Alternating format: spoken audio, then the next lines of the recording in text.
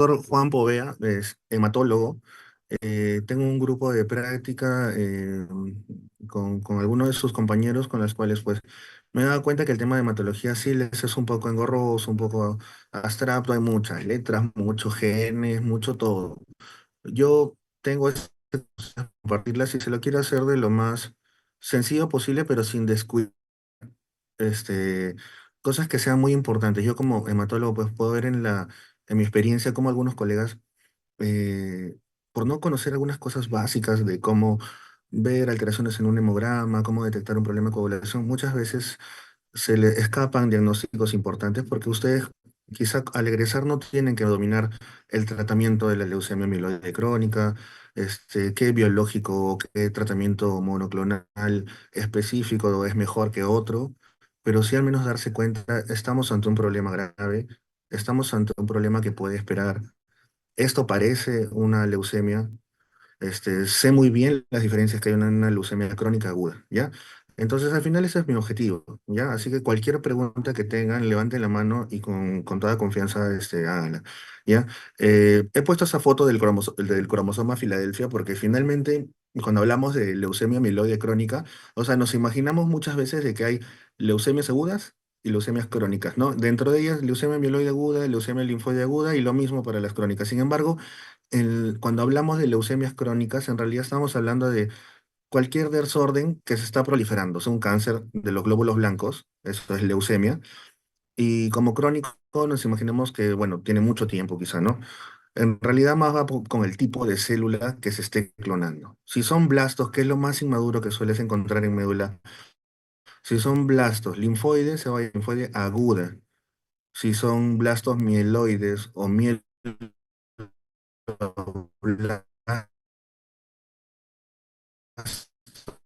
que se están clonando en la ósea. Entonces, la leucemia mieloide crónica, entonces, ¿cuál es la diferencia? La diferencia sería que el tipo de célula que se está clonando, ¿no? Entonces, el siguiente diapo no para asustarlos, sino simplemente para que entiendan que en realidad hay tantos diferentes tipos de leucemia que a veces se confunden y al final el nombre va, tenemos, sería todos deriven, todas las enfermedades que deriven de la mieloide, síndromes o enfermedades o neoplasias mieloproliferativas. Y todo lo que derive de la serie linfoide va a ser síndrome. Hasta ahora yo veo que es interconsulta, a veces una paciente y ponen, ¿no? Diagnóstico, descartar síndrome proliferativo crónico. El paciente tiene 99% de linfocitos, ¿no? Entonces, se ha dado cuenta que hay una alteración de hemograma, ¿no? Pero por un tema de concepto, ¿no? Es un poco Doctor, vergonzoso, pues, buenas ¿no? Que me esté tardes. diciendo, buenas Disculpe, se le tardes. entrecorta un poquito. Se está...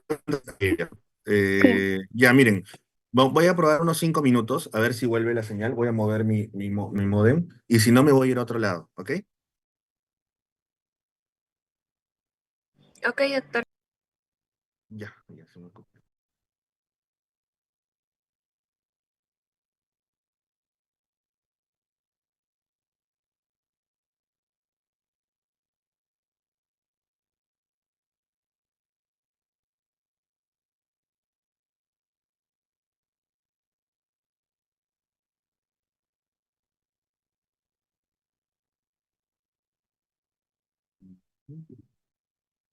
Muy bien, ¿me escuchan?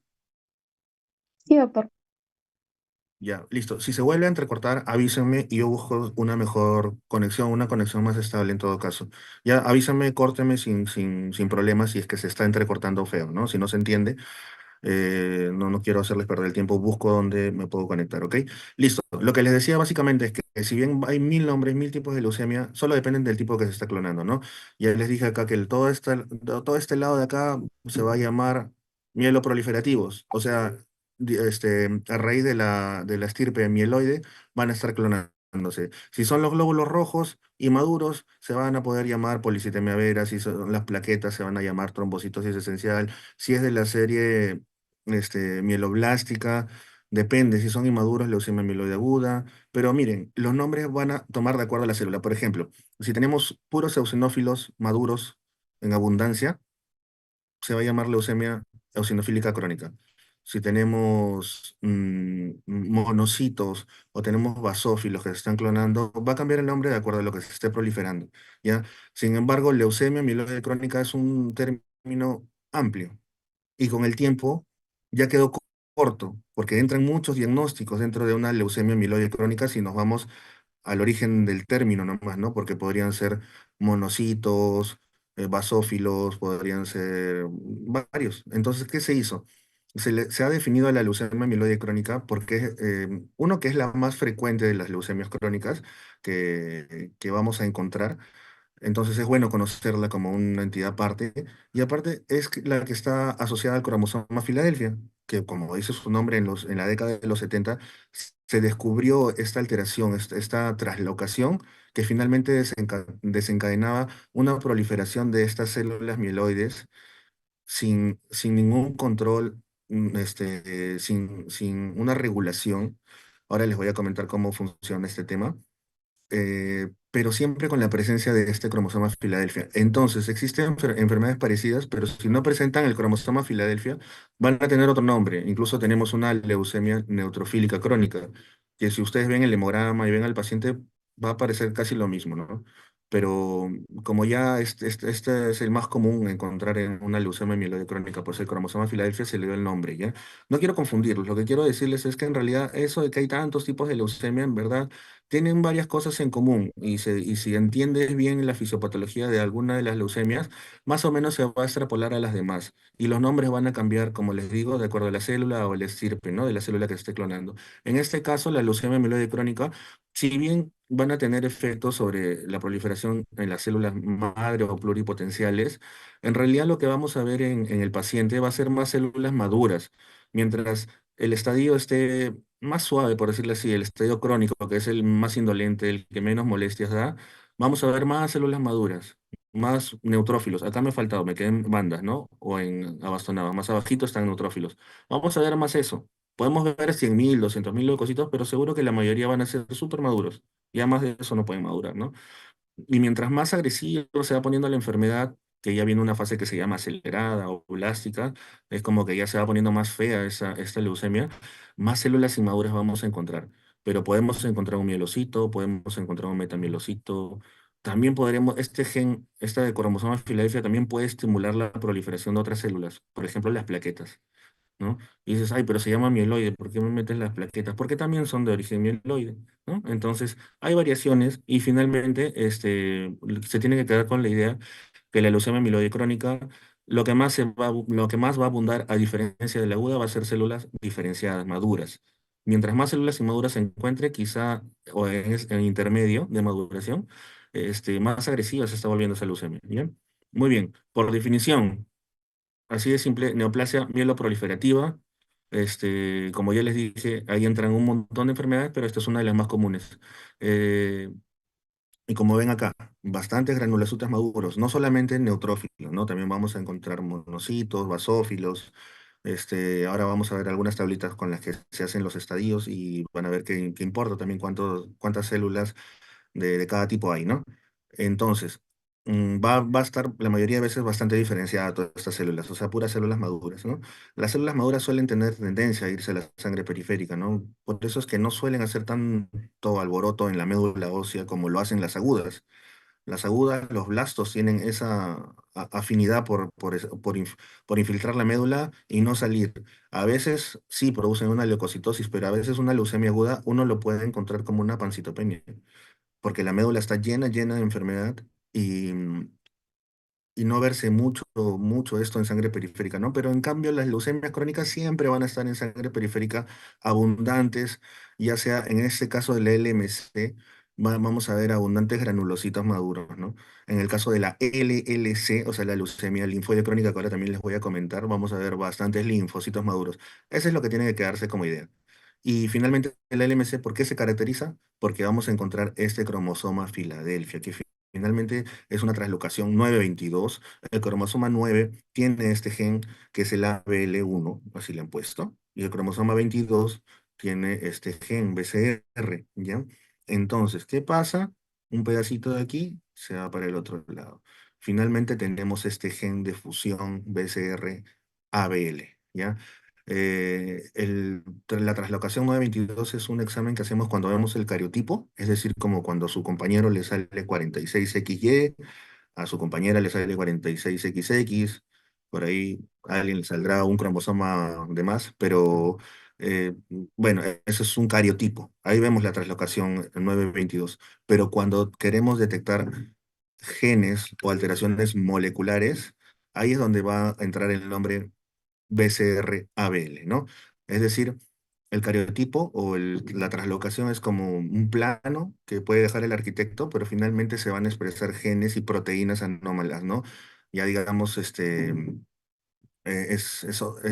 final son lo mismo, representan lo mismo. La translocación 922 representa esta mutación, representa esta alteración, y el gen BCR-ABL también, y la proteína anómala que lleva el mismo nombre, también es el mismo problema, la misma enfermedad, solo que si lo detectamos en un cariotipo, vamos a ver el cromosoma filadelfiado o la translocación, ¿no?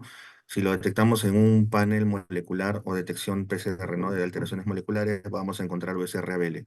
Y si hacemos un estudio de FISH, que ya les voy a comentar ahí, algo breve, vamos a encontrar el gen BCR-ABL, ¿ya? O sea, es lo mismo, solamente que son distintas formas de encontrar esta alteración.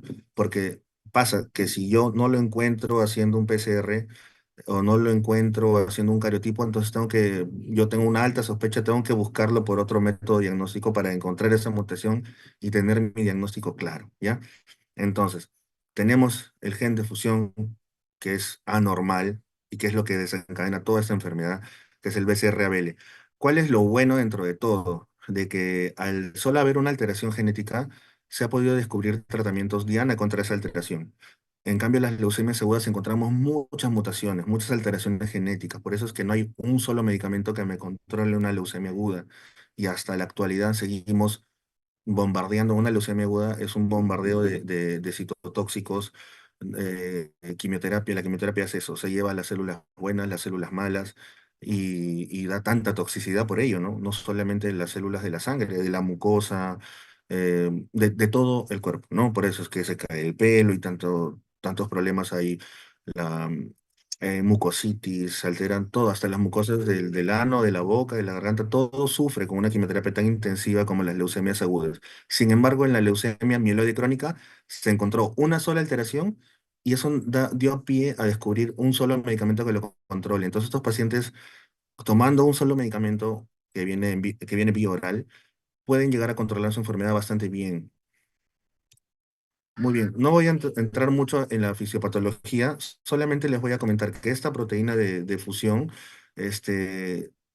genera un, un receptor de tirosinquinasa, pero alterado, ¿ya? Vamos a decir que es esta X acá. No sé si se ve el puntero, pero vamos a decir que acá, perdón, este verdecito, ¿no? Este es el mutado, porque hay receptores de tirosinquinasa en el cuerpo, sí, pero son regulados también por los estímulos. O sea, hay estímulos reguladores, hay estímulos inhibitorios que nos dicen, ya, esta célula hay que, por ejemplo, una infección, un estrés, mandan señales para que proliferen nuevas células, se dividan y también para que ya dejen de dividirse, ¿no?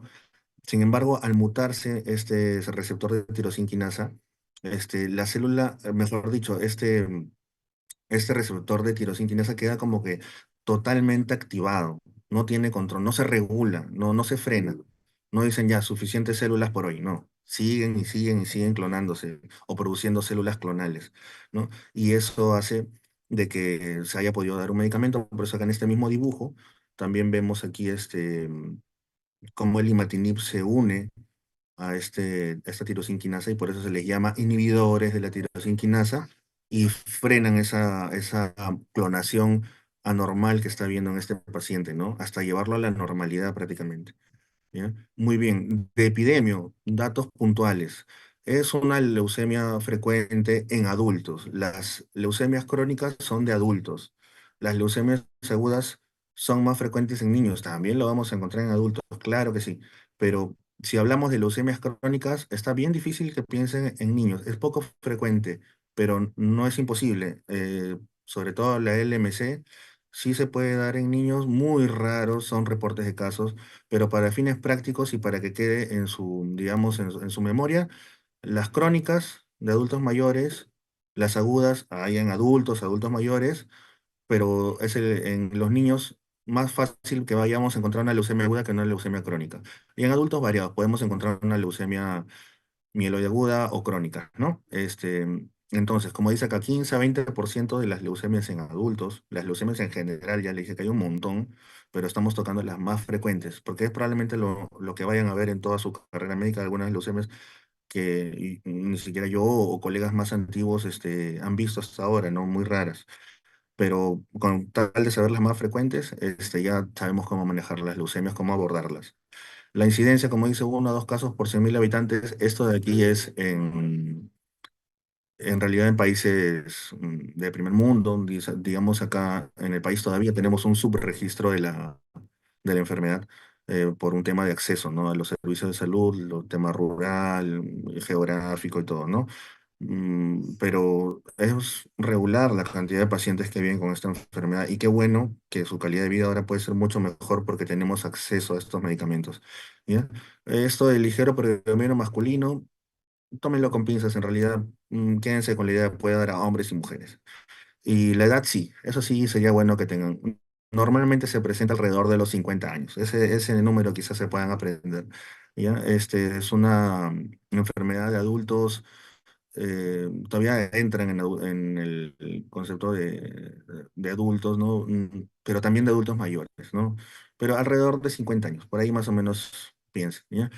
Muy bien, no se conoce una predisposición genética, no, o sea, si le da leucemia mieloide crónica a mi paciente o a mi amigo, o Dios no quiera un familiar, los demás de la familia probablemente no tengan que preocuparse de también presentar una enfermedad similar o algún otro tipo de leucemia. Muchas de las mutaciones son de novo, ya no es una mutación como la hemofilia que se va arrastrando de generación en generación, ¿no? Es una mutación de novo y sus hijos probablemente no tengan ningún tipo de leucemia ni sus hermanos, ni sus tíos, ¿no? Sin embargo, como reportes de casos, también hay familias que presentan, toda una familia que presenta esa predisposición a hacer síndromes mieloproliferativos o linfoproliferativos. Lo hay, pero ya son cosas aisladas. No todo puede pasar en medicina, ¿no? Pero lo más frecuente es que no haya esa predisposición genética, sino que el daño genético se haya dado por algún problema al nacer, radiación ionizante, por haber recibido otros medicamentos, sobre todo alguna quimioterapia previa, pesticidas, benceno. Hay muchos agentes químicos que pueden dar el mismo sol, ¿no? La misma radiación solar. Sabemos que da cáncer de piel, ¿no? Pero en realidad todo lo que pueda causar un daño en el ADN podría desencadenar una leucemia y cualquier tipo de leucemia, ¿no? Depende de qué tanto daño tenga el ADN. Entonces, hay forma de saber si mi paciente fue secundario a que comió soya transgénica o no, no se puede saber, no se puede saber. Por más que venga de la mina, vamos a sospechar que quizás estuvo expuesto a algunos metales pesados, o a biomasa, pero no hay un examen que nos diga, sí, secundario a esto fue la leucemia, ¿no? Así que solo son supuestos y ahí se van a quedar, ¿no? Muy bien, la clínica. ¿Por qué dice que tiene un curso trifásico o bifásico? Porque la fase crónica es la que es la más indolente de todas, la más tranquila, por decir así, y puede saltar inmediatamente a blástica, o sea, puede ser un avance, un progreso muy agresivo. Por eso podría ser bifásico, ¿no? Pasar de algo crónico a lo peor, a la fase blástica, que fase blástica es casi ya como decir una leucemia aguda, porque hay muchos blastos, ¿no? Por eso dice crisis blástica. O también puede pasar estas 3 fases, ¿no? De la crónica, con el tiempo pasar a la acelerada, que ya hay un poquito más de blastos, y finalmente llegar a la crisis blástica, que ya hay muchos blastos, y como les digo, ya es como una leucemia mieloide aguda. Entonces, puede presentarse, también se pueden quedar como crónica siempre, ¿no? Pero miren este dato, dicen de que el 20 al 50% de los pacientes son asintomáticos. ¿Ya? Entonces se van a encontrar porque fue a su examen ocupacional, porque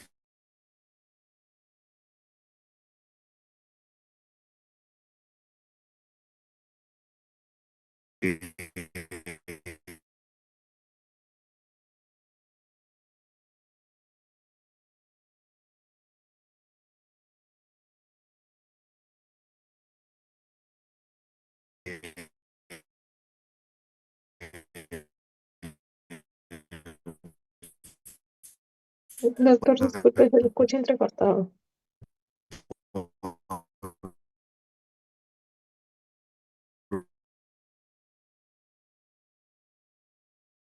un problema respiratorio y le tomaron un hemograma y encontraron tremenda leucocitosis.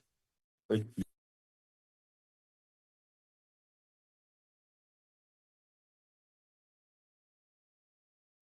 chicos, Doctor, estoy de disculpe, vuelta. Sí, no se le escuchó desde la parte que explicó que son asintomáticos. Ujú. ya, muy bien. Entonces, a ver, ahora sí se me escucha, ¿verdad? Sí, Ya, les comenté que hay un dato importante de esta enfermedad y que también tienen que quedarse como un dato ahí grabado, que hasta la mitad, depende del estudio, ¿no? Pero hay estudios que reportan pues hasta más de la mitad de los pacientes al diagnóstico son asintomáticos. Obviamente esto va a depender de muchas cosas, ¿no? Si estamos en un primer mundo, hay más exámenes de rutina, hay más acceso a tener exámenes de mejor calidad y quizá toda la población tenga ese acceso, ¿no? Pero si estamos en un lugar muy pobre, no necesariamente Perú, ¿no? Hay países que están en temas de acceso a la salud mucho peor que nosotros. Ahí van a salir los reportes de casos distintos, ¿no? Quizá para ellos todas las leucemias crónicas que reporten van a estar muy sintomáticos, y no porque dé más agresivo necesariamente en ese país, sino porque todos los que estaban asintomáticos, nadie pasó por un médico, pues, ¿no? En cambio, en un primer mundo quizás sí hay exámenes anuales del trabajo y se diagnostica más, ¿no? Por eso es que hay esta variación que es entre 20 y 50%. Yo creería que hasta un 50% deberíamos considerarlos como sintomáticos, ¿ya? Más o menos como un promedio. O sea, van a estar andando tranquilos y de casualidad le encontraron muchos leucocitos. Y cuando se ven las células, son células granulocitos maduros en la mayoría. Ahí se sospecha altamente de una LMC, pero hay que diferenciarlas de otras por si acaso para hacer bien mi diagnóstico y darle bien el tratamiento. Muy bien. Estos son los síntomas. Acá está un poquito más largo en temas de porcentajes, pero para que vean de que en realidad lo que más resalta es la fatiga. ¿Pero por qué la fatiga? ¿No? Porque toda neoplasia en sí tiene un consumo metabólico, ¿no? Alto para seguir proliferándose y aparte porque puede producir anemia, ¿no? Entonces por ello suele haber una cierta fatiga, pérdida de peso, no en todos, no, algunos no parece que tuvieran un cáncer, ¿no? Porque al final esto es un cáncer, ¿no? No es el típico paciente con cáncer que vamos a ver una LMC, ¿no? Pero sí puede tener algunos síntomas como sudoración excesiva, propio de las neoplasias también, ¿no? De los síntomas B, ¿no? Puede tener hepatoesplenomegalia también. No suele ser, digamos, a diferencia de la LLC, algo que tienen que diferenciar es que la LLC va mucho con adenopatías, pero el LMC va mucho con hepatoesplenomegalia o esplenomegalia, ¿ya? Ese dato quizá les doy. Suele dar más esplenomegalia o asociar, o tienen que marcar en el examen algo, si dice leucemia mieloide crónica visceromegalia, ¿no? O esplenomegalia. Si dicen leucemia linfoide crónica, con esos linfocitos suelen irse más a los ganglios, por eso suelen dar más adenomegalias, ¿no? Entonces, en este caso estamos hablando de LMC, entonces tenemos esplenomegalia como un signo muy frecuente, anemia también. Y, por ejemplo, esto que dice por aquí, plenitud abdominal, es porque el vaso está creciendo, ¿no? No es que la LMC en sí te dé esa sensación, sino que el vaso puede crecer tanto hasta tener una esplenomegalia masiva. ¿Qué es una esplenomegalia masiva? Cuando pasa la línea media, ya sea la línea debajo de la línea inguinal o de la media, o sea, si dividimos por el ombligo, pasa eso, pasa esa raya imaginaria, pasa el vaso, se llama esplenomegalia masiva. Obviamente le va a dar síntomas no solo asociados a que secuestre células, sino le va a dar síntomas porque tiene tremenda masa, ¿no? En el abdomen, que hasta no pueden comer. Hay pacientes que han llegado así, lamentablemente, muy tardes haciéndoles el diagnóstico y que han llegado sin poder comer incluso, ¿no?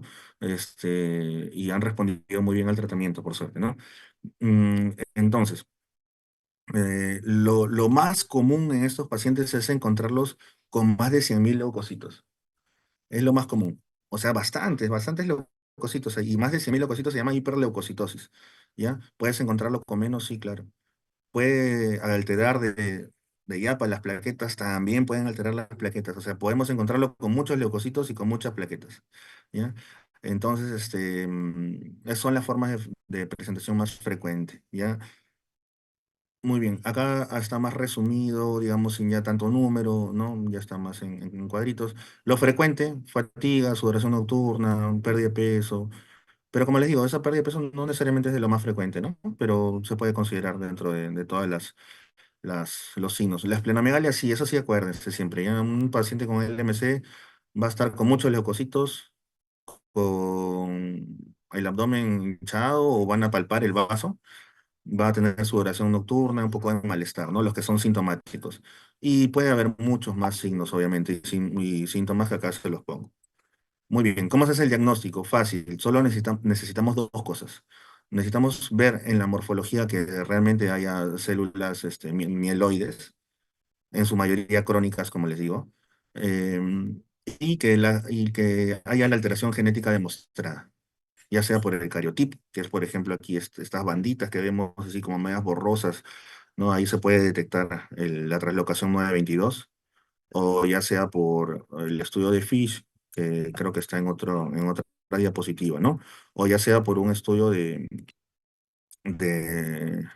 esto de aquí, de reacción en cadena polimerasa con transcriptasa reversa. Ya suena chino, pero en verdad lo que hacen es amplificar una proteína, ¿no? Tengo una proteína, pero es muy poquita para verla, entonces la amplifico y ya puedo detectar si es que realmente hay bastante de este BCR-ABL, ¿no? Incluso se puede cuantificar, ¿no? Para ver justo la respuesta al tratamiento también. Entonces, en sangre periférica, miren, aquí en esta foto del up-to-date no se ven tantos maduros, se ven algunos juveniles, pero no llegan a ser blastos. ¿Ya? Esto es bastante para ojos expertos diferenciar un blasto de un juvenil. Eso sí, no es muy fácil. Eso requiere un poco de experiencia, pero para que vean que no solamente son células maduras, sino también podemos encontrar algunas en estadio intermedio, ¿no? Como metamielocitos, mielocitos, ¿no? Basófilos. El de la arriba a la izquierda es un basófilo, ¿no? Tiene esos gránulos, como dice su nombre, bien basófilos, ¿no? Tenemos segmentados, con neutrófilos, los que están más segmentados, y otro tipo de células de la estirpe mieloide principalmente, ¿no? Entonces, si bien podemos encontrar entre 12.000 a 1 millón de leucocitos, ¿puede encontrarse 1 millón de leucocitos? Sí puede. Si bien se puede encontrar este rango, lo más común encontrarlo es alrededor de 100.000 leucocitos. Es lo más común para estos pacientes. ¿Bien?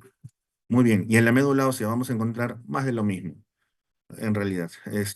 Obviamente, si es una neoplasia mieloproliferativa, o sea, proliferativa, la celularidad en la médula va a estar aumentada. ¿Ya? Las únicas enfermedades que suelen dar una médula ósea hipocelular son las que destruyen células en la médula o las que generan una hipoplasia o aplasia, ¿no? Por eso la anemia plásica o la aplasia medular es la que va con pocas células en la médula. Pero cuando hablamos de mieloproliferativo, linfoproliferativo, siempre va a ser más, ¿ya? Muy bien. Entonces, este es el FISH. Cuando ya tenemos la sospecha, tenemos que ahora detectar el gen para tener el diagnóstico final, ¿no? Porque solo necesitábamos esas dos cosas, la morfología y la alteración genética, ¿no? Entonces teníamos distintas formas de, de detectarlo. Con el cariotipo, ahí detectamos el famoso cromosoma Filadelfia, que como fue un gran hallazgo, incluso le pusieron el nombre de la ciudad donde se descubrió, como les dije, ya no ha pasado eso con otros genes anómalos, ¿no? Y este gen de fusión BCR-ABL que se ve acá en el FISH, ¿no? Mira, lo normal es, acá como ven, los verdecitos, es a la derecha, abajo van a ver dos circulitos. Lo normal es que encontremos al gen, o sea, se han pintado, se han hecho marcadores, ¿no? De verde se ve el gen ABL y de rojo el gen BCR, que no deberían estar juntos, ¿no? Pero cuando tenemos esta enfermedad, van a estar así, mezcladitos, ¿no? Porque se ha generado una proteína anormal que no debería estar. Se ha mezclado el BCR con el ABL, que finalmente tiene una alteración en la tirosinquinasa, que le da una especie que lo deja activado permanentemente y eso le confiere una cualidad de replicación e inmortalidad de las células, ¿no? De la estirpe mieloide. Acá algunos datos, en realidad no quiero ahondar mucho. Lo único que quería comentarles es que hay bastantes tipos de BCR-ABL de acuerdo a su peso molecular, ¿ya? Yo creo que no vale la pena ahondar en eso, sino que tienen que saber que sí, hay distintos tipos de BCR-ABL también. Si no encontramos uno, hay que buscar el otro. Y aparte de eso, también podemos encontrar, le dije que solamente había una alteración genética, ¿no? Pero no es tan fácil. También pueden haber otras, pero no me cambian el diagnóstico. Simplemente se han ido descubriendo que a veces la persona va adquiriendo otras mutaciones y eso le va a conferir un poco más de agresividad a la enfermedad, ¿no? Entonces, como acá dice, la adquisición de cualquiera de estos hallazgos adicionales a la trisomía 922 le va a dar un peor pronóstico, ¿no? Porque ya está acumulando más anomalías cromosómicas. ¿Y quién es, por excelencia, el que tiene un montón de anomalías cromosómicas? Las leucemias agudas, pues, ¿no? Las leucemias agudas encontramos muchas alteraciones en el cariotipo o en la biología molecular. Entonces, como tienen tantas alteraciones, por eso es tan difícil tratarlo, ¿no? Entonces, mientras más mutaciones se llene este paciente con LMC, más difícil también va a ser tratarlo. Este, y acá vamos a algunas de las alteraciones. Solo las pongo por mencionar, no se les tienen que aprender, de hecho, solo es para que sepan que se han ido identificando poco a poco mutaciones que ya no les sirven a los que tratan, ¿no? Para saber si este paciente va a ser refractario, si mejor empiezo con un tratamiento un poco más fuerte. También voy avisando el pronóstico, ¿no? O espero que le vaya muy bien, ¿no? Entonces se va detectando cada vez más alteraciones, ya sea en el cariotipo o estudios moleculares, cómo cambia, ¿no? Que acá está esto que dice más 8 más Phi, que es la translocación de 22, es el cariotipo.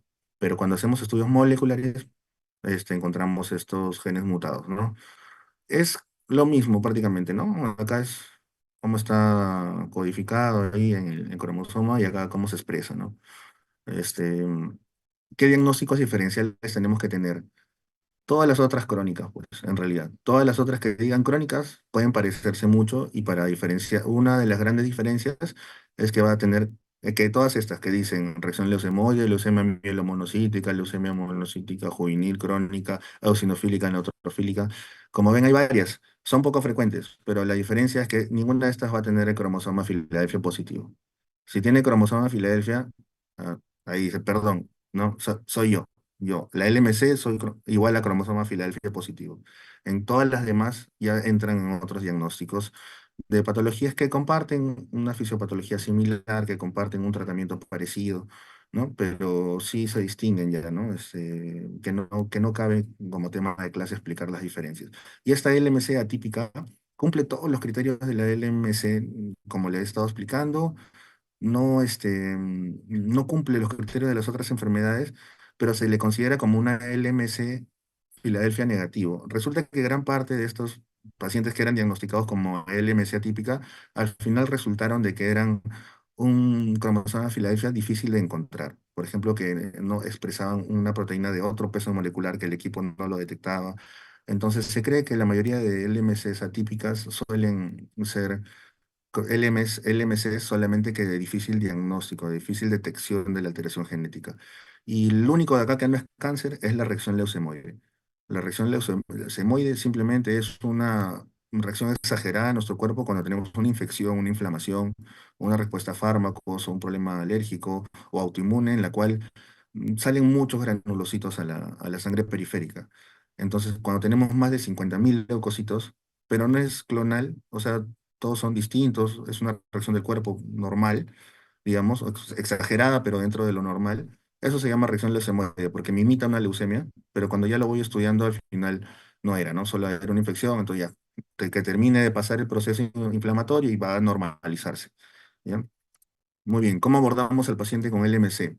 Primero, una buena historia clínica, ¿no? Ver los deseos del paciente de recibir tratamiento, explicarle las consecuencias, él tiene que estar de acuerdo, la decisión tiene que ser mutua, ¿no? Médico-paciente.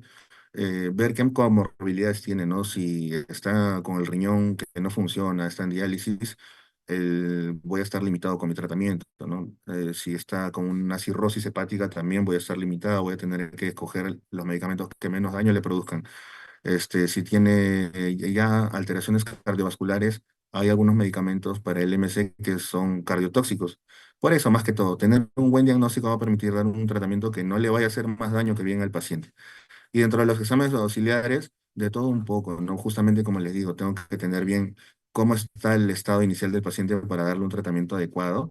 Entonces ahí entra el hemograma, los estudios bioquímicos, las infecciones virales, porque las infecciones virales, como le voy a dar tratamiento que finalmente puede inmunosuprimirlo, se pueden reactivar, ¿no? Entonces es bueno tener en cuenta cuáles tenía para hacerle el seguimiento si se reactivan o no, no esperar hasta que haga la clínica, ¿no? De una infección. Y la certificación de riesgo y el estadio de enfermedad, no, eso van a ser los siguientes pasos. Entonces, ya tenemos una idea de cómo diagnosticar la leucemia mieloide aguda. Ahora lo que tenemos que hacer es decir qué estadio es esa leucemia mieloide aguda y qué riesgo tiene. Ya no necesitamos aprendernos esto de la certificación de riesgo, pero para que sepan que hay y por qué sirven, ¿no? Y que no es tan complicado en realidad. Ahora solamente se agarra el celular, se pone algunos datos y te sale el riesgo. Pero hay que saber que hay que pedirlo para también tener un mejor pronóstico y saber qué darle al paciente, ¿ya? Y bueno, esto que dice cuantificación de la enfermedad es porque es una forma de seguimiento, ¿no? Al comienzo siempre se encuentra un 100% de la expresión de este gen, ¿no? Y se va a ir reduciendo en porcentaje, hasta que simplemente no se va a encontrar, ni por FIS, ni por cariotipo, no lo voy a encontrar ya, porque la pastilla inhibió totalmente esa mutación. Quiere decir que se curó, podría decirse, pero sin embargo no nos gusta usar ese término, nos gusta decir que está en remisión completa, porque siempre hay una posibilidad que esta enfermedad vuelva, ¿ya? Que también se puede volver a tratar, ¿ya? Entonces, la Organización Mundial de la Salud da sus criterios y los europeos dan otros criterios.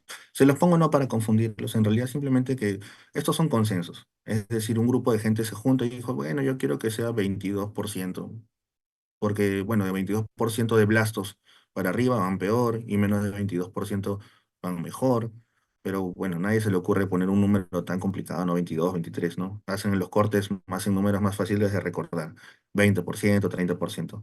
Acá en Latinoamérica y en Estados Unidos también solemos usar los criterios de la WHO, que es si tenemos menos de 10% de blastos, es fase crónica, o sea, le va a ir bien. Si tenemos entre 10 a 19% de blastos, va a ser fase acelerada, ya es una alerta, ya tengo que ser más agresivo con mi tratamiento y tengo que ir haciéndole un seguimiento más cercano. No solamente los blastos, ¿no? Pero nos guiamos por ahí básicamente.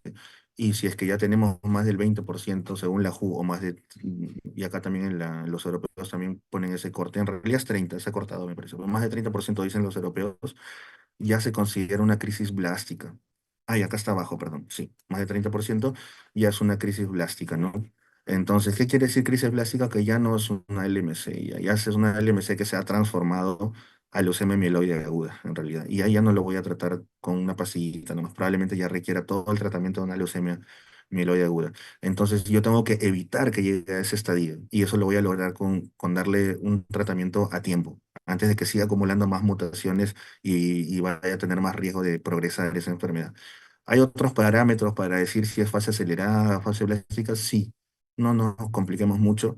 Los blastos son los que más mandan para decir si está en fase crónica, fase acelerada, o crisis blástica o fase blástica, ¿no? Miren, la fase blástica ya la enfermedad se sale de la sangre. Se puede ir, como ven en la tomografía de abajo. A ver, voy a ver si puedo pintar, a ver si me permite esto, ¿no? Vamos a ver si se puede, ¿no? Acá vemos un acúmulo de tejido que no debería estar ahí. ¿Ya? Acá también un poco, pero más en este lado se ve más claro. Y eso está haciendo, si se dan cuenta, que este ojo esté más adelante que el otro, ¿no? Está produciendo un oftalmo y por eso el paciente tiene un ojo que se está saliendo. Eh, ¿Puede llegar a salirse si sigue creciendo esto? Sí, sí, sí, se puede llegar a salirse. El tumor puede salir por el ojo. O sea, suena como que, ay, está exagerando. Para suerte es algo muy infrecuente, pero sí puede suceder, ¿no? Acá también se ve en la tomografía y como ven acá, bueno, acá lo que estamos viendo en esta lámina periférica es que ya no hay muchos neutrófilos, si no se dan cuenta que hay blastos y miren el tamaño del blasto al costado del neutrófilo. El neutrófilo ya parece un bebito a su costado, porque blasto, sí, blasto ya es sinónimo de miedo, de sus células inmaduras, con mucha cromatina, con mucho contenido nuclear. Por eso es que estas células cuando se rompen dan hipercalemia, dan alteraciones electrolíticas porque tienen harto contenido nuclear, harto, ¿cuál es el electrolito que más está intracelular? El potasio, ¿no? Entonces sale un montón de potasio a la sangre y de tanto ADN que tiene, esto se convierte en ácido úrico finalmente. Por eso es que a estos pacientes se les previene a veces cuando se les da tratamiento o que haya problemas con el ácido úrico. Eso se llama síndrome de lisis tumoral, pero no me voy a meter en ese tema, que no es muy complejo. Basta que se entienda por qué, cómo funciona la enfermedad y por qué ocurren estas consecuencias, ¿no? Ahora, este tumor que está pues en las encías, ¿no? Terrible. Ahora se preguntarán, uy, ¿qué hacemos? ¿Lo operamos? ¿Le sacamos media cara? ¿O operamos detrás del ojo? Pero cuando estamos hablando de neoplasias hematológicas, las cirugías no suelen ser la primera opción, ni la segunda, ni la tercera. Ya solamente es lo último como experimental. O sea, es una enfermedad hematológica. Entonces, la quimioterapia va por la sangre y va a llegar a toda la sangre. Entonces, casi siempre todo responde a quimioterapia. Yo tenía un caso similar a este exoftalmo del paciente y empezó la quimioterapia y el ojo se le regresó a su sitio súper rápido. ¿Ya? Era en este caso una leucemia mieloide aguda, no era una crónica, por eso la agresividad, pero sí, se le ponía quimioterapia y regresaba el ojo a su sitio, ¿no? Igual los tumores, a veces hay que operarlos, sí, cuando ya le das quimio y no quiere bajar, ¿no? Pero antes de la quimio, incluso antes de una cirugía voy a pensar en una radioterapia y con eso seguro se va a controlar, ¿no? Muy bien, pronóstico. ¿Qué le dices a tu paciente? ¿Cuánto va a vivir? Antes, en el pasado, había un pronóstico que no era tan bueno, ¿no? Hablar del MC si era hablar de una enfermedad fea, o sea, actualmente ya no, ya ha cambiado las cosas, pero antes, miren, una fase crónica vivía entre 5 o 6 años, una fase acelerada no pasaba del año, y una crisis blástica, pues moría rápido, ¿no? Como una leucemia mieloide aguda, ¿no? Rápido, sin tratamiento, obviamente, sin tratamiento, pero está la era antes del los inhibidores de tirosinquinasa o de tirosincinasa, como lo lean, y la era post, ¿no? Como ven, antes la sobrevida a 3 5 años era 86, 68%, pero actualmente, obviamente es que acá más común es la crónica, ¿no? Pero finalmente, o sea, el paciente terminaba complicándose o falleciendo, ¿no? Pero actualmente con los medicamentos que inhiben esta tirosinquinasa alterada, ya se logra que gran parte de la población, no todos, pero gran parte de la población tenga una esperanza de vida igualita a la de la población general. O sea, se van a morir con LMC, pero no por la LMC. Se van a morir porque hicieron un infarto al corazón por otro problema, porque hicieron un problema renal, bueno, mil cosas que van pasando de patologías que se van acumulando en la edad adulta, ¿no? Entonces ha cambiado mucho el pronóstico, la verdad, ha sido uno de los grandes hallazgos en la medicina, ¿no? De que no se requiere tanto dinero, tanta logística, nada para dar solamente una pastilla y cambiar totalmente el pronóstico de una enfermedad que antes sí no era tan esperanzador. Estos son ratificaciones de riesgo, solamente para decirle que cada comunidad, la europea, alemanes, todos sacan un cálculo y también por consenso. O sea, se reúnen todos y todos dicen, bueno, mi experiencia o por estos estudios de pacientes, yo creo que lo mejor es que hagamos estos cortes. Y así vamos a decir que estos son de alto riesgo, bajo riesgo. Eso puede ir cambiando con el tiempo, pero hay que estar igual haciéndole caso a los consensos, ¿no? Entonces, hay calculadoras, simplemente lo que hacen es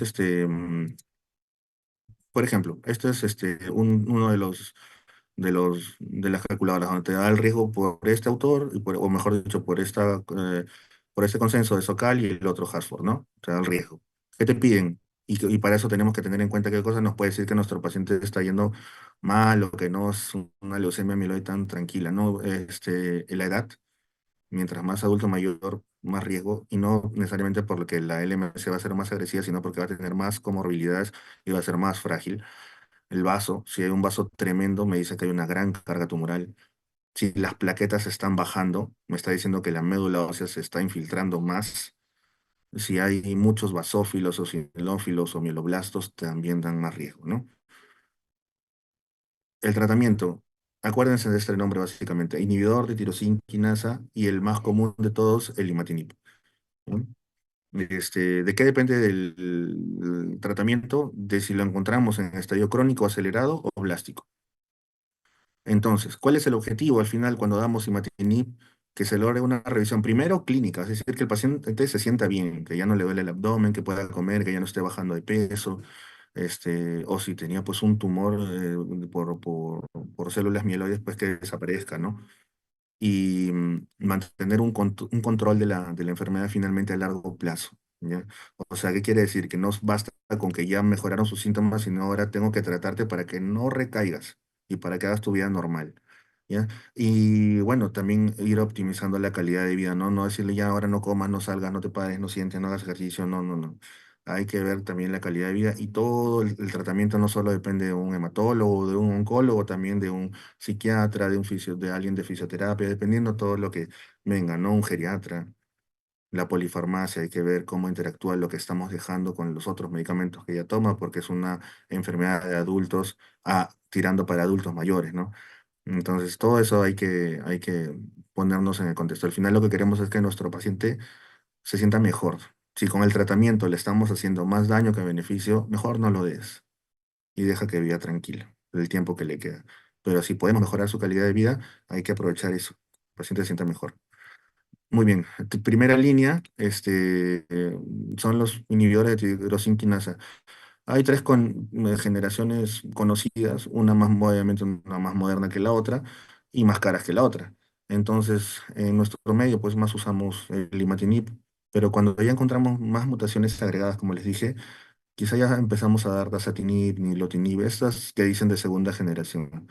Ya, ya se tiene en la actualidad, creo que hasta hace 10 años era imposible hablar que en Perú había pues dasatinib. A las justas estábamos muy orgullosos de que llegara el imatinib, ¿no?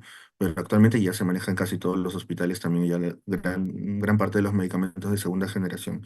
Entonces, si por ahí no le va bien a mi paciente con imatinib, sí le puedo ofrecer otra alternativa, ¿no? No te voy a dar quimioterapia, pero porque no te voy a dar más toxicidad. Tenemos otra opción que es el darte la segunda generación. Listo. Y lo de tercera generación, muy pocos pacientes tienen acceso a ella. Muy bien. Esto es básicamente para que sepan que el hecho que haya respondido al comienzo del tratamiento no quiere decir que ya se sanó, ya pasó todo, ya se curó, ¿no? Acá el año y medio que este estudio demostró que encontraron resistencia al imatinib depende. Si yo la encontré en fase crónica, el 10% nada más me es refractario. O sea, el 90% va a ir súper bien con el imatinib. Pero si yo la encontré en fase acelerada, ya la mitad no me va a ir bien con el imatinib. Por eso es que a veces prefieren ya empezar, si encuentran una fase acelerada, más factores de riesgo, empezar ya con la segunda generación de estos medicamentos, ¿no? Y en los que tienen una crisis blástica, el 80% no le hacen caso al imatinib. O sea, va a haber unos suertudos que estando con la enfermedad tan agresiva, dándole imatinib y la controlen, pero la mayoría va a ir mal. Muy bien, acá solamente para saber que hay todo este tipo de pastillas, no se tiene que aprender, solo saber que son inhibidores de la tirosinquinasa porque es donde está la alteración. Y el más conocido de todos, el que tiene más historia y el que más se tiene accesibilidad en todos los países es el imatinib. Después vienen los otros. Ahora, cada uno tiene sus riesgos. También yo puedo decir, ay, como mi paciente es pituco y me ha dicho que el dinero no le importa, le voy a dar el más caro, ¿no? Pero resulta que el más caro, el ponatinib, también tiene problemas, ¿no? Puede dar una trombosis arterial, puede darle toxicidad hepática, así que si está o le doy dasatinib y resulta que tiene alteraciones, en el electrocardiograma, ¿no? Entonces le voy a llevar a un infarto. Entonces, todo eso tengo que considerar. Acá está resumido para que si quieren luego le den una miradita como para que se hagan una idea que no es la gran cosa. Yo tengo pacientes que han venido, que iniciaron su tratamiento con dasatinib porque le dijeron, no, este es mejor, ¿no?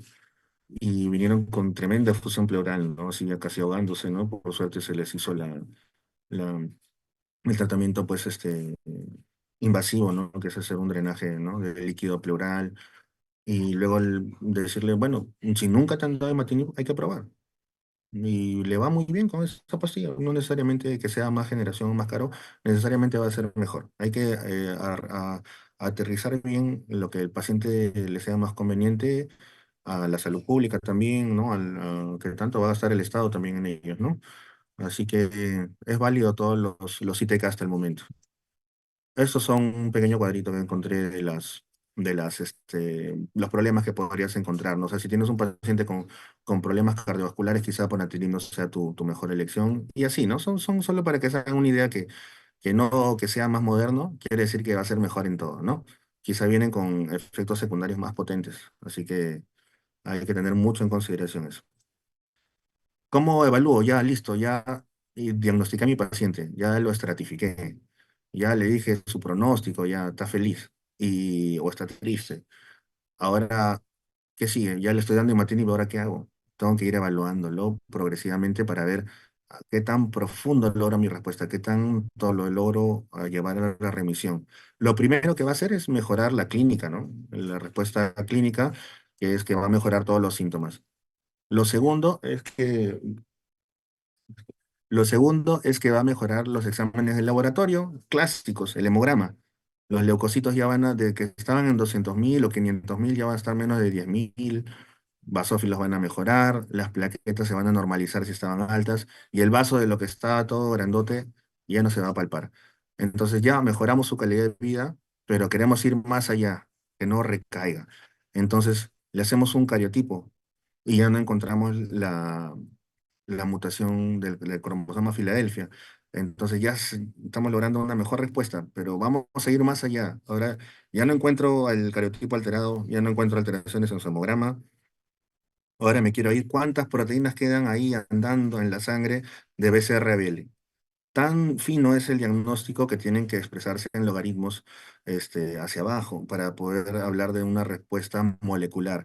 Que hay logaritmo -1, logaritmo -2, que no vale la pena ahorita entrar en el tema, sino que ya estamos buscando enfermedades así, hasta la última alteración que quede en la sangre para que no recaiga ese paciente.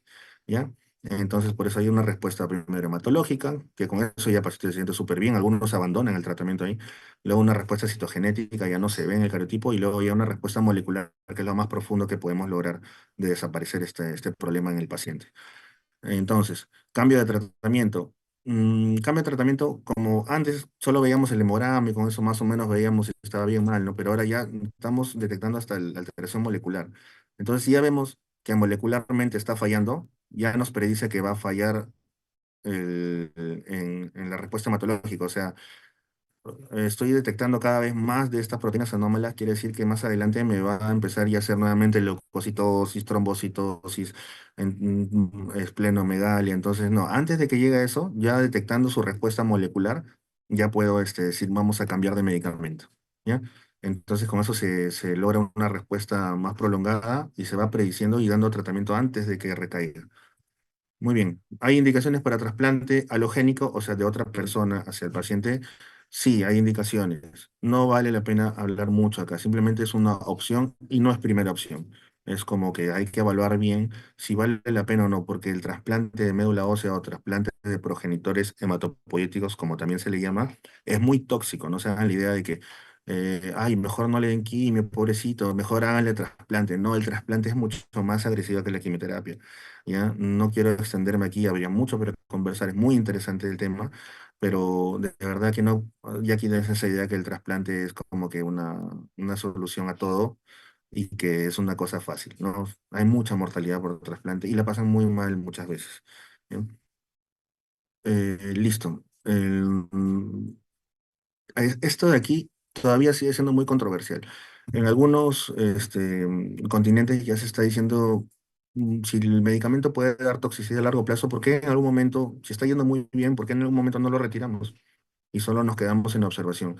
Hasta ahora no hay un consenso. Hasta ahora solo se dice que si es que ya el medicamento te está causando toxicidad, ya deja de tomarlo, ¿no? Si estás con una buena respuesta de la enfermedad.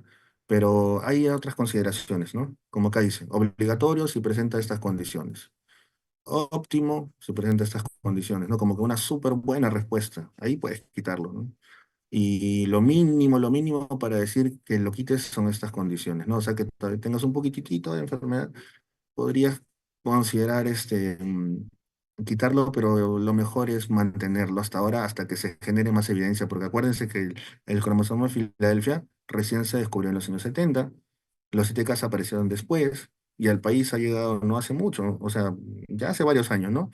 Pero, o sea, en términos históricos, es algo que recién está evolucionando cada año. Entonces, no tenemos una experiencia para decir, sí, puede suspenderlo y de acá a 100 años no le va a pasar nada, o de acá a 50 años, bueno, 100 años no creo que viva, pero de acá a 50 años no le va a pasar nada, ¿no? No sabemos, porque todavía no hay tanta evidencia, ¿no? Entonces, eso es con respecto a la leucemia mieloide crónica. Recuerden que hay un grupo que es indolente, otro que sí requiere, todos requieren tratamiento, pero el tratamiento se va dando de acuerdo al estadio, el riesgo y se va individualizando con el paciente y es una enfermedad que es muy gratificante tratar como hematólogo porque es fácil y el paciente se siente pues muy agradecido, muy bien, sin necesidad de dar un tratamiento tan complicado, ¿no? Muy bien. Creo que acá me están poniendo comentarios en el chat. Ay, se le escuchó entrecortado. No me digas. ¿Se escuchó entrecortado, chicos? Solo fue el No, rato acá está que bien. Sí. dijimos que Espero que estaba la que haya intercortado. grabado, espero que la que haya grabado se escuche bien. Si no, miren, me lo mandan, me mandan el link y yo veo si está así feo entrecortado. Bueno, ya me doy un tiempito para grabárselos cuando tenga una mejor señal. Ya, nos falta el LLC. Lo vamos a hacer rápido, pero hacemos un break de 5 minutos, ¿sí? 5 o 10 minutos máximo, ¿ya? Y terminamos con el LLC. Lo he hecho un poco más corto que eso, ¿ok? Ahí, digan algo. Sí, doctor. Ya listo, gracias, chicos.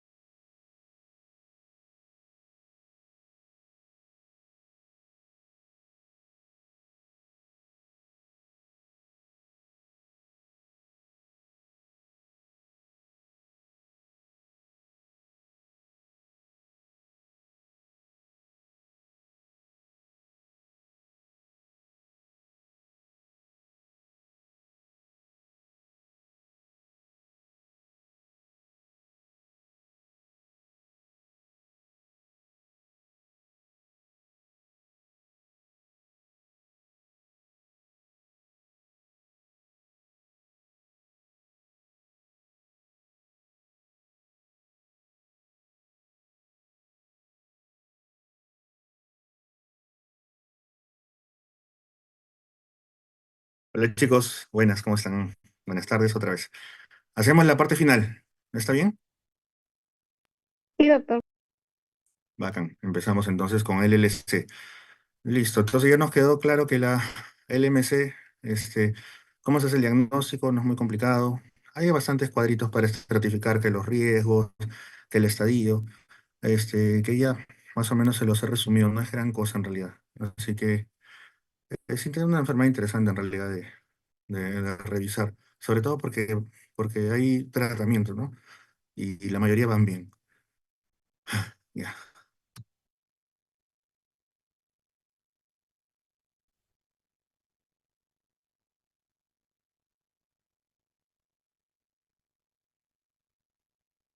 ¿Se ve mi pantalla Sí, doctor. compartida? Excelente. Uy, ¿qué pasó?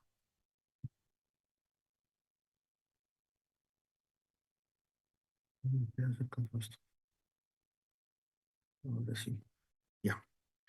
Ya, chicos, muy bien. Entonces, continuamos con la parte de la otra cara de la moneda. Ya vimos la parte mieloide crónica, ahora la parte linfoide crónica. O sea, todo lo que tiene que ver con los linfocitos. Que hay linfocitos B, linfocitos T, hay... ¿A qué se transforman los linfocitos? B, a células plasmáticas, producen inmunoglobulinas, así que todo lo relacionado a eso va a tener una repercusión cuando estas células se enferman, ¿no?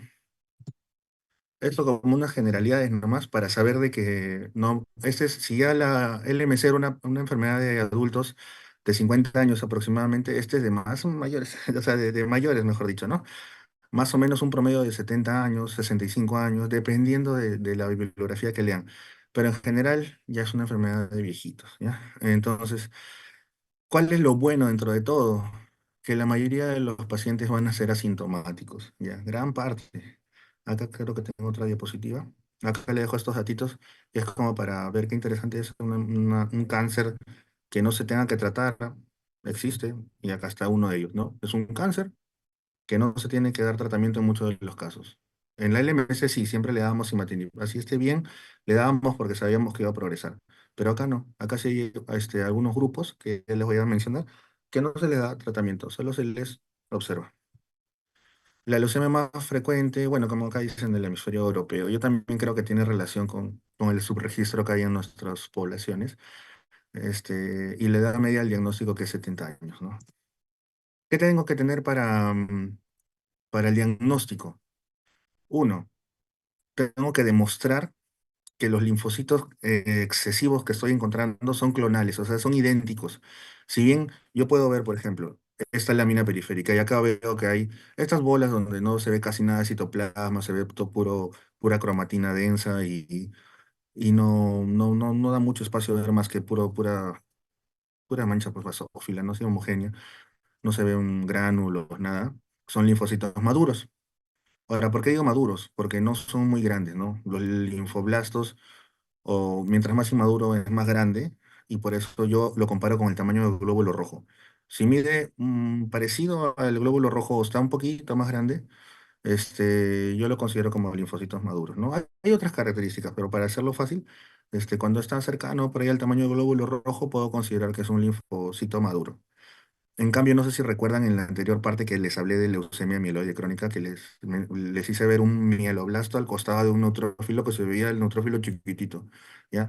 Entonces también cuando tenemos linfoblastos, también suelen ser más grandes, con varios nucleolos muy aberrantes, ¿ya? Pero en cambio no, la LLC encontramos puros linfocitos maduros, pero ahora, ¿qué está pasando? ¿El paciente tiene una infección viral y por eso está produciendo muchos linfocitos? Puede ser, pero si fuera así, no van a ser idénticos los linfocitos. Pero ¿qué pasa si todos los linfocitos que presenta el paciente son idénticos? O sea, cuando le hacen el estudio de citometría de flujo, ¿qué cosa ven ahí? El tamaño, muy bien, la forma, pero sobre todo ven los antígenos, ¿no?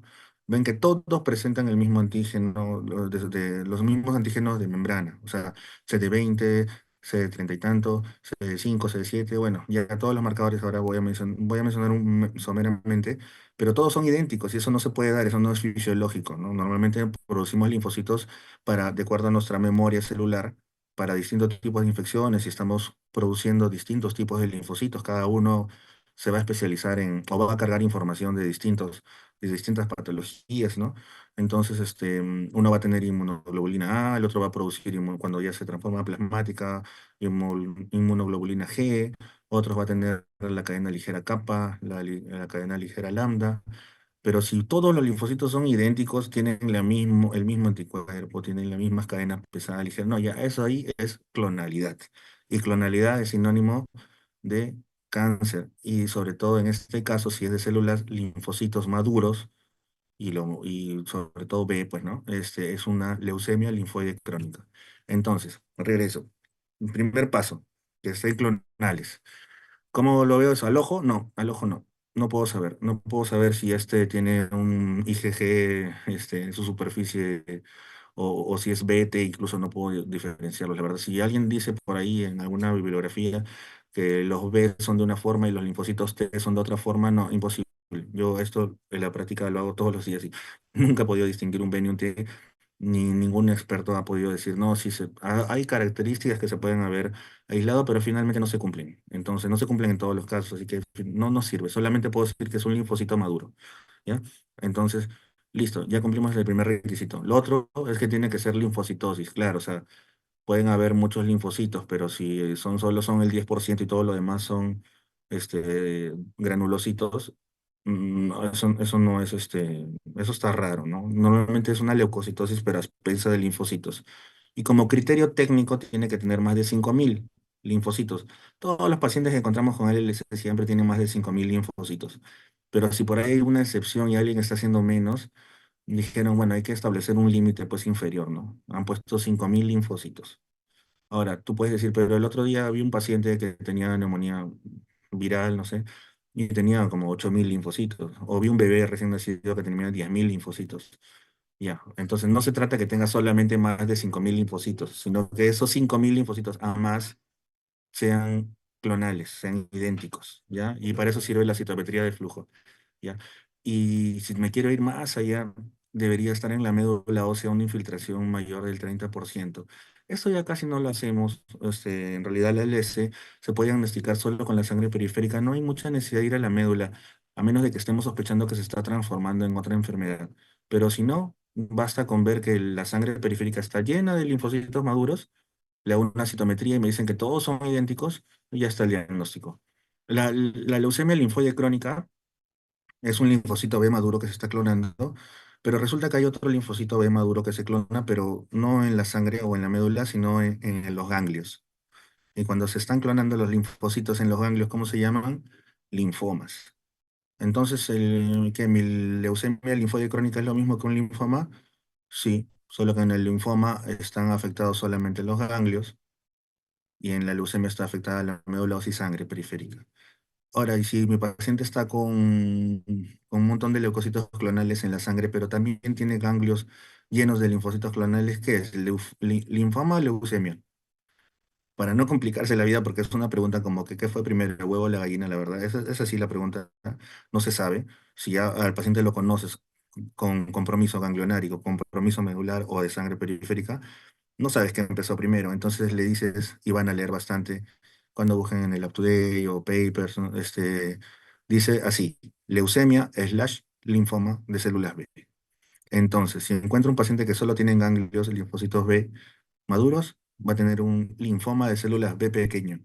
Y si esta enfermedad la tiene, pero en la sangre, no circulando en la sangre, se va a llamar leucemia linfoide crónica. O sea, es lo mismo, solamente que depende cómo se presente, puede cambiar de nombre. ¿Ya? Pero es la misma célula. Muy bien. ¿Qué son estas células en sombra?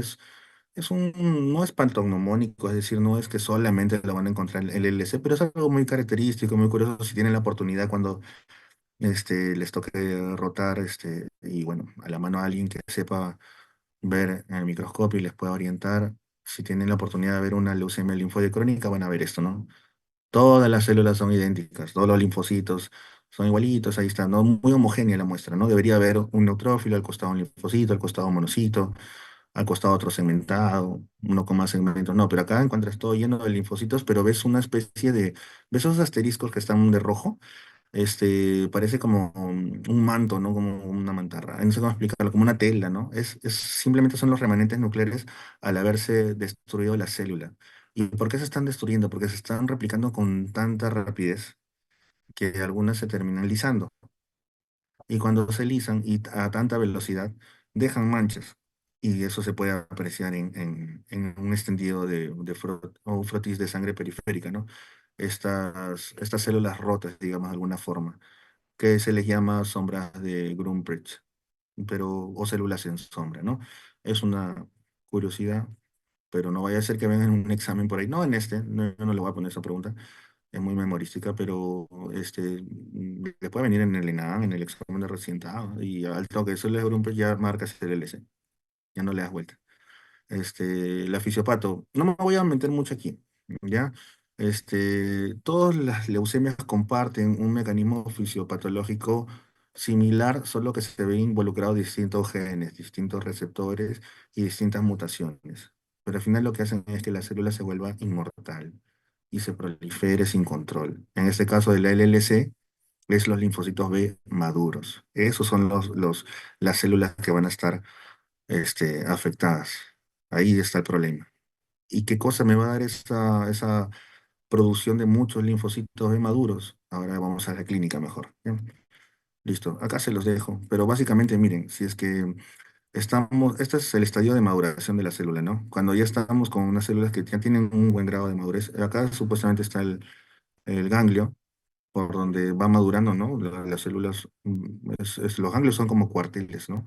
Y los linfocitos son como unos soldaditos especializados de que luego de ir madurando los mandan al cuartel a que se siga especializando, presentan antígenos, producen inmunoglobulinas, de acuerdo a la necesidad del ejército, pues, ¿no? Que es nuestro sistema inmune. Entonces, depende de dónde se esté dando esa clonación, agarran diferentes nombres. Por ejemplo, acá tenemos linfoma del manto, linfoma de células B pequeño o también leucemia de células B, leucemia crónica de células B. Tenemos también, de acuerdo a su grado de maduración, en donde esté empezando de la expansión clonal y en qué parte pues, el ganglio puede llamarse un linfoma de Burkitt, un linfoma de células B grande difuso, un linfoma folicular, o un linfoma de la zona marginal, es esto. Este, este es nuestro leucemia de linfoide crónica, ¿no? Aquí está. Acá arriba también está, sí. Hay unos que expresan antígenos y hay otros que no expresan antígenos. Y eso incluso confiere por más que sean la misma enfermedad, pueden tener un distinto pronóstico. Ya, acá les voy a mencionar solamente, pero para que vean que si bien linfomas es bien amplio y parece como que, uy, son puras letras, puros números, en realidad es ver un poco la fisiopatología y agarrarle un poquito ahí de interés para que vean que de ahí salen todos los linfomas, los más de 30 40 linfomas que deben haber. Muy bien, cuadro clínico. Más de la mitad son asintomáticos. Pausisintomáticos es lo mismo que asintomáticos, no solo que pausisintomáticos es como que te dice que está el momento de síntomas, pero los va a hacer, ¿no? Pero en realidad mejor usamos el término asintomáticos. La mitad de los pacientes con leucemia linfoide crónica no van a tener síntomas y muchos de los síntomas, de muchos de los que presenten síntomas, van a estar en ida y venida. En ida y venida. ¿Qué quiere decir? Le van a aparecer ganglios en el cuello, en la axila, va a pasar un tiempito y se les va a bajar el tamaño de los ganglios. Luego va a volver a aumentar. O le va a venir fiebre un día y va a estar 3 días sin fiebre. Y luego se va a ver, quizá se va a hacer más frecuente. Eso sí pasa en la leucemia linfoide crónica, ¿no? Porque me ha pasado, y eso sí, bueno, es parte que no, quizá el especialista no tenía la experiencia de haber visto estos casos, ¿no? Y mandaba a un paciente siempre a su casa porque él le decía que tenía fiebre, pero cuando iba no tenía fiebre, ¿no? Y nunca, ni siquiera le tomó un hemograma, ¿no? Entonces eso me lo contó el paciente y dije, bueno, es que, digo, no es muy común. Sí, el doctor me dijo que como tenía cáncer, si estaba con fiebre o si tenía problemas, eso no se mejoraba a menos que me den tratamiento. ¿Y cómo se va a mejorar solo? Por eso me mandaba siempre a mi casa. Pero resulta que esta enfermedad sí puede hacer eso, ¿ya? Cuando tiene una presentación así un poco indolente, suave, puede dar molestias, pero como que van y vienen. Y aquí están, ¿puede dar hepatosplenomegalia? Sí, ¿ya? Pero siempre acuérdense más del linfoma, leucemia linfoide crónica, más asócienlo a ganglios y a la leucemia mieloide mejor es asociarlo a esplenomegalia, ¿ya? Si bien esta también da, mejor tengan así más o menos el concepto, pero ya saben que sí se puede dar la hepatosplenomegalia también en los cuadros porque es un órgano linfoide, pues, ¿no? El vaso, ¿no? ¿Y cuáles son los síntomas B? Pérdida de peso, diaforesis nocturna, fiebre sostenida y fatiga. Fatiga, eso que dice ECOG más 2 es que el paciente tenga un estado funcional relativamente bueno, pues, ¿no? Porque si el paciente ya está postrado o con daño medular o cerebral, ya, pues es un poco difícil que lo valga como un síntoma positivo para leucemia, ¿no? Es por su estado basal que ya está mal. Entonces, si está, digamos, bien, no tiene muchas comorbilidades y está empezando a tener fatiga, ya puede ser parte de sus síntomas B, ¿ya? Que se pueden confundir muchas veces con una tuberculosis, y eso me ha pasado muchas veces, ¿no? Muchos pacientes que han llegado a consultorios se les ha hecho un montón de becas de esputo, tomografías de tórax, porque sus síntomas a veces son muy generales, no son muy específicos, ¿no? Por ahí apareció un ganglio, luego estuvo bajando, luego se sintió un poco mal, pero no sabía cómo explicarlo, luego ha tenido sudoración, no tuvo una fiebre, sudoración, le dijeron, tienes tuberculosis, hay que buscarte, tuberculosis. Hasta que por ahí alguien revisó bien el hemograma y vio que tenía 100.000, 200.000 leucocitos, ¿no? Entonces dijo, ah, ya, esto es para hematología. Y resulta que por suerte esta enfermedad no es tan difícil de diagnosticar y la mayoría de veces va bien también, ¿ya?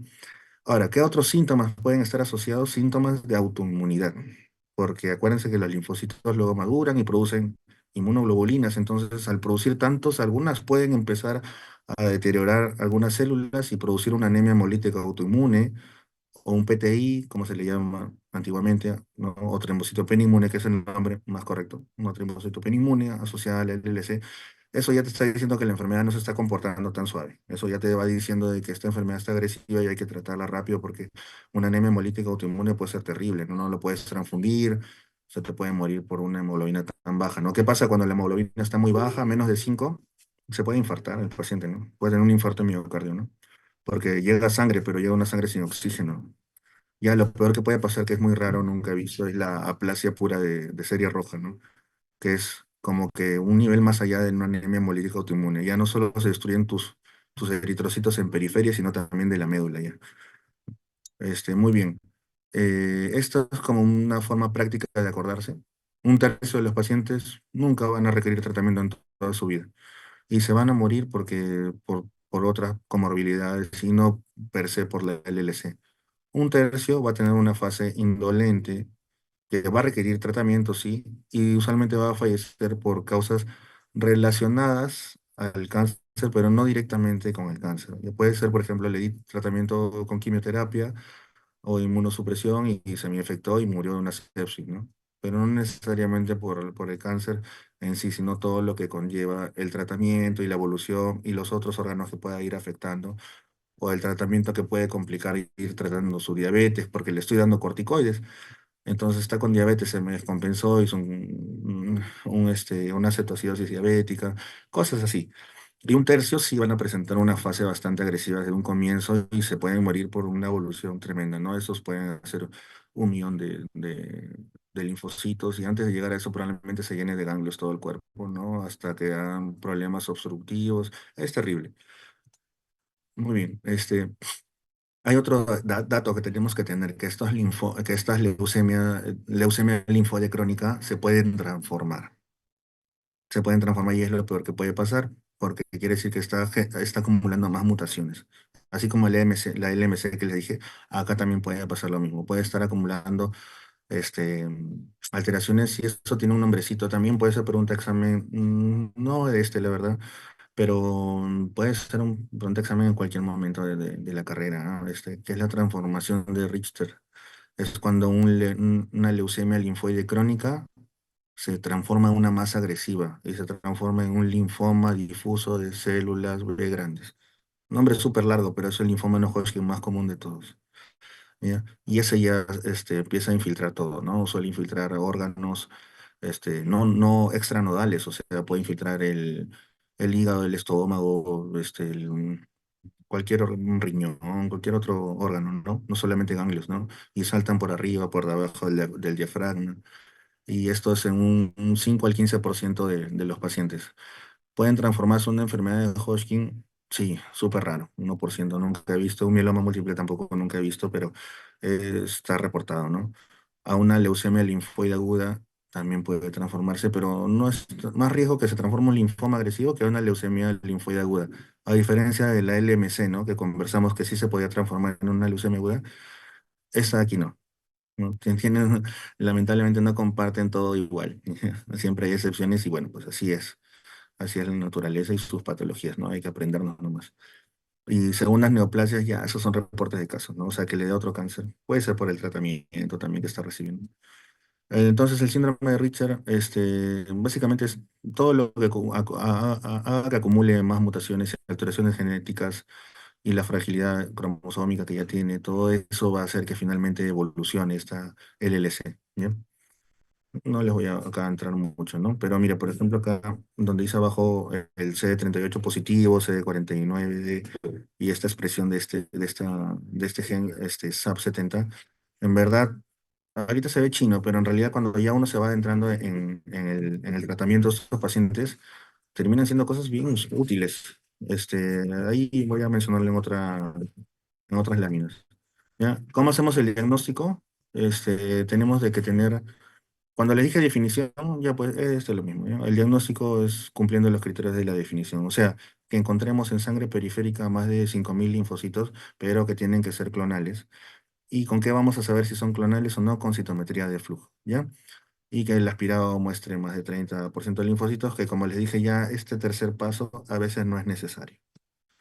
¿Qué es la citometría de flujo? Pasamos células por de manera laminar, o sea, una contigua de otra como dice, ¿no? Su nombre, ¿no? Vamos a medir las células, vamos a estudiar las células en un flujo continuo por la cual va a pasar un rayo que va a generar una refractariedad que finalmente se va a interpretar. Ya no quiero entrar en términos muy técnicos porque yo tampoco no los domino mucho.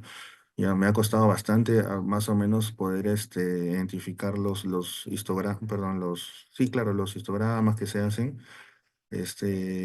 pero bueno, ya esta es la parte técnica. Finalmente, ¿qué hace? Me dice de 2 millones de células, ¿cuántas expresan CD20? ¿Cuántas expresan CD10? ¿Cuántas CD3? ¿Cuál es mieloperoxidasa? Que es, por ejemplo, eso me dice que es mieloide.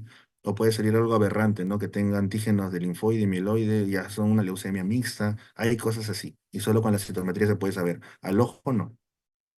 Y así sale finalmente, ¿no? Por ejemplo, acá vemos de que acá hay células CD20 normal. Ese es un paciente con LLC. Acá abajo hay un gran grupo de su sangre que tiene CD20 6% normal. Acá otros que expresan CD5, pero acá ya hay algo anómalo. Todo este 42%, estas células están presentando CD5, CD23, CD20 con un antígeno superficie tenue. O sea, en resumen, estas células son aberrantes. Son maduras, pero son aberrantes, no es normal. Y son igualitas. Uy, eso es una leucemia linfoide crónica. Hay un caminito que nos puede ayudar a algoritmos, porque todo esto es chino, en verdad, y me ha costado tiempo ir familiarizándome también. Pero es súper importante y no se puede escapar uno ya cuando entra quizá en la parte oncológica o hematológica, o quizás si a alguien le gusta los temas de laboratorio como patología clínica, también tienen que aprenderse esto, pero cuando ya lo entiendes es como que ya ves las cosas con otros ojos, ¿no? Ya entiendes por qué la necesidad de todos estos antígenos de superficie, porque gracias a la expresión, algunos son antígenos que te dicen que la célula es inmadura, otros que la célula es madura, otros son intermedios, ¿no? Hay algunos, de acuerdo a la zona del ganglio donde esté en su maduración, van a expresar otras proteínas, y hay algunas que te van a dar también mal pronóstico, inmadurez, malignidad, y todo eso se va juntando y se hacen algoritmos que finalmente ya están protocolizados, ¿no? Entonces, por ejemplo, si te das cuenta, todas las de acá comparten algo en común, que presentan el CD20 positivo. Se considera un marcador o un antígeno PAN-B, o sea, para todas las leucemias, linfomas B, suelen presentarlo. Entonces, ¿qué pasa si le doy a un tratamiento anti-CD20? O sea, que vaya dirigido a todas las células que expresen CD20, sería una buena opción dar un tratamiento así, ¿no? Por eso existe el rituximab. Ya es un medicamento que ataca todas las células CD20. Entonces, si se dan cuenta acá abajo, está la leucemia linfoide crónica, está las células B del manto, todas estas son células B pequeñas, linfomas de la zona marginal, hay bastantes variantes, pero todos estos se pueden tratar con rituximab porque presentan CD20, ¿no? Así que por eso sirven, pues, saber los marcadores y saber qué tratamiento le voy a dar. ¿Qué pasa si mi paciente tiene un tipo de linfoma pequeño pero no expresa CD20? ¿Para qué le voy a dar rituximab? No, no tiene sentido. No le voy a dar al tumor, le voy a dar a las células sanas nomás. Listo, ya tenemos el diagnóstico. Ahora, ¿qué hacemos con nuestro paciente? Lo pronosticamos y hacemos su estadiaje, porque te va a decir, ¿en qué estadio estoy, doctor? ¿No? ¿Estoy por el más allá o por el más acá? Y la mayoría de veces le vas a decir, le vas a decir que está con muy buen pronóstico, ¿no? Nunca hay que ser muy exagerado con el paciente porque cuando las cosas van mal, les cae una muy mala noticia, ¿no? Mejor es a veces siempre ser un poquito precavidos o sombríos con el pronóstico para que si va bien y todo, disfruten mejor ese logro, ¿no? Que tiene el paciente. Entonces, acá dice, la LLC es una enfermedad heterogénea, sí, es verdad, porque hay desde los más agresivos hasta los que no solamente tienes que mirarlo, que no le tienes que dar tratamiento, ¿no? Algunos nunca requieren tratamiento en toda su vida y otros que tienen una sobrevida de 2 a 3 años con tratamiento incluso. ¿Ya? Así que es bien variado. Por eso no, es necesario hacer estratificarlo bien para saber estamos ante una enfermedad muy agresiva o no. Y acá Ray dejó su esquema con fines pronósticos y Binet también, como eran tan buenos y servían, lo combinaron, está la clasificación de Ray y Binet, ¿no? Cualquiera de estos que cumpla, vas diciendo que tu estadio del leucemia de células B crónico es 0, 1, 2, 3, 4, A, B, C. ¿En qué se basan? ¿Qué tanta linfocitosis hay? ¿Qué tantos ganglios hay presentes? ¿Cuántos grupos ganglionares están tomados? Obviamente, si hay más linfocitosis, probablemente esté avanzando más el estadio, ¿no? Si es que hay muchos ganglios que están comprometidos, ya no solo en el cuello, sino en el cuello de la axila, retroperitoneales, mediastinales, ya. Y peor aún, si ya me está haciendo anemia y trombocitopenia, ya, eso está bien agresivo, ¿no? Entonces ahí va aumentando la severidad. ¿Y qué dice Binet? Más se basó en el hemograma, ¿no? O sea, que tanto repercute en la hemoglobina, las plaquetas, y bueno, también consideró las adenomegalias, así que cualquiera de los dos es válido y finalmente nos da el pronóstico, ¿no? El CUR que sin tratamiento, un estadio 0,1 A debe vivir más de 10 años. Cuando hicieron el estudio, eso dijeron, pero actualmente sabemos de que viven más tiempo, ¿no? O sea, y muchos nunca necesitan tratamiento. Los que estaban en el estadio 2 y 3 sin tratamiento vivían 5 años y los que estaban en el estadio 4 o C vivían menos de 2 años. Pero ahora con las cosas han cambiado también. Listo. Esto de aquí es para que tengan en consideración todo lo que tenemos que ver cuando tenemos una LLC para saber si es que va a ir bien, no va a ir bien, ¿no? Aparte de los estadios de RAI y Binet, también nos importan estos marcadores. ¿Qué tanta beta microglobulina exprese? Mientras más carga tumoral, y más destrucción celular y toda parte que aumenta el DHL, también aumenta la beta-2 microglobulina. Si encontramos ciertas alteraciones genéticas nos van a dar un peor pronóstico, ¿no? Por ejemplo, acá esta elección del 17P o el 11Q, la elección da una agresividad, no un pronóstico que la enfermedad va a ser muy agresiva, ¿no? Y por otro lado, si encontramos mutado la inmunoglobulina de las inmunoglobulinas de cadena pesada de superficie, por más que diga mutado, resulta que le da un buen pronóstico, ¿no? Que tenía que ver con esa diapo que les dije que antes de que pase el vaso y después de que pase, perdón, antes del ganglio y después del ganglio, cómo van madurando y adquiriendo su inmunoglobulina, todo eso tiene que ver. Y resulta que cuando está mutado esta inmunoglobulina que expresan, los pacientes van mejor, responden mejor en tratamiento, ¿ya? Entonces, listo. Esto solamente no es para que se aprendan, no es para marearlos, simplemente para que vean cómo así se llegó a estas conclusiones, ¿no? Se hicieron estudios control en los cuales se vieron de los que presentaban pues esta alteración, cómo su pronóstico disminuía, ¿no? Y en los que no tenían esta mutación, miren cómo vivían más tiempo, casi todo el grupo. Igual con los CD38, ¿no? Los que expresaban CD38, pum, les iba mal, y los que no expresaban eso iban bien, y ya se puede ir haciendo un criterio de certificación. Más allá del Ray Binet, ¿no? Que fue lo más antiguo que se tiene, ahora ya se estudia más las alteraciones moleculares. Igual, cuando tenemos esta inmunoglobulina de cadena pesada mutada, alterada, resulta que va a ir mejor incluso, ¿no? De la que no está mutada, ¿no? No hay bastante diferencia.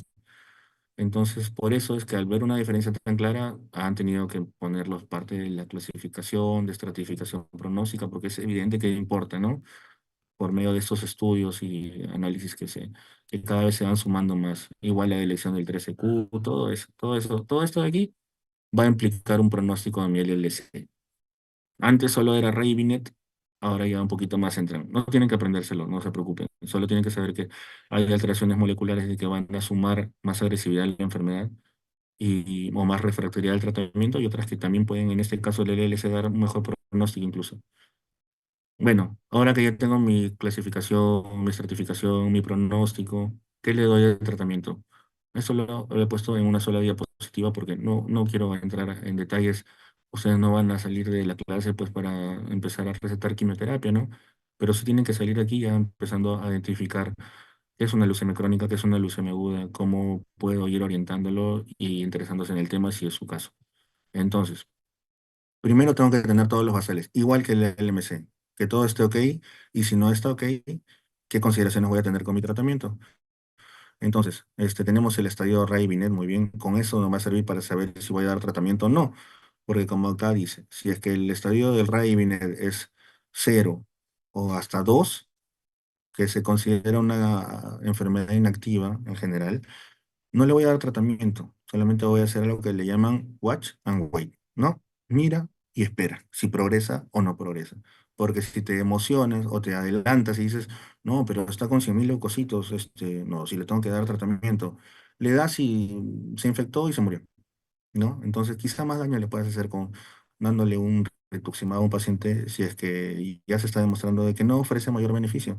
Entonces, si están en estos estadios iniciales, lo mires, no requiere tratamiento. En el LMC sí, acuérdense, pero acá en el LS sí nos podemos dar ese, esa seguridad que nos da mucho miedo cuando empezamos los hematólogos a decir, mire señor, tiene 200.000 leucocitos, pero la verdad es que no requiere tratamiento. Es un poco difícil, ¿no? Ya uno va agarrando confianza ya conforme va viendo el progreso de sus pacientes, ¿no? Pero así es en esta enfermedad. Y ya pues los estadios C o RAI, que son 3 4 ya van a requerir tratamiento. Y en ese caso el tratamiento va a depender qué tan fit, qué tan fuerte está mi paciente. Les ponen este tipo de nombre, Go Go, que es un paciente que está muy fit, que no tiene comorbilidades, nada. Este, y también, la cadena de monoglobulina pesada, como les dije, que no se lo aprendan eso, no solo tienen que saber que hay algunos factores pronósticos, ¿no? Pero lo que más tienen que saber es que los estadios iniciales de leucemia linfoide crónica no se tratan, y los estadios de intermedio y avanzado sí se tratan, y tenemos varias opciones, y las opciones se escogen de acuerdo al paciente. Si es un paciente súper fuerte, joven, sin comorbilidades, quizá me vaya a atrever a darle lo más fuerte, que es esto que dice FCR. Ya por ahí les he puesto en la diapositiva qué quiere decir, que es quimioterapia, fludarabina, citarabina y rituximab. ¿Ya? Y lo más tóxico, pero logra mejores respuestas, ¿no? Entonces, si alguien lo puede aguantar, mejor o garantizar una mejor respuesta, aparte que es más asequible. Pero si se dan cuenta, en todos los casos hay ibrutinib acá, ibrutinib. Es también un inhibidor de tirosinquinasa, pero distinto, ¿no? Inhibe otro tipo de lugar, ¿ya?